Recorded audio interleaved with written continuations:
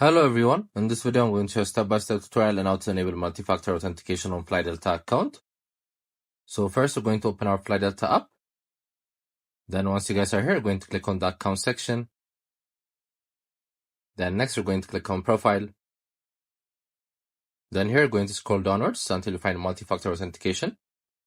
Then you're going to click on edit under verification methods. So currently we're using our email. So we're going to click on send verification. So they're going to send a 6-digit verification code to our email. Then we're going to insert that. Then click on verify. So as you can see, our email address has been verified. So this is one step to do it, but there are other 2 steps, such as using your text by using your phone number, as well as using push notifications using another device. So that's how you do it. It's an easy tutorial. You guys can find this app in the App Store or Play Store. I hope you guys like this video. Subscribe for more, like for more, share for more. I hope to see you again. Goodbye.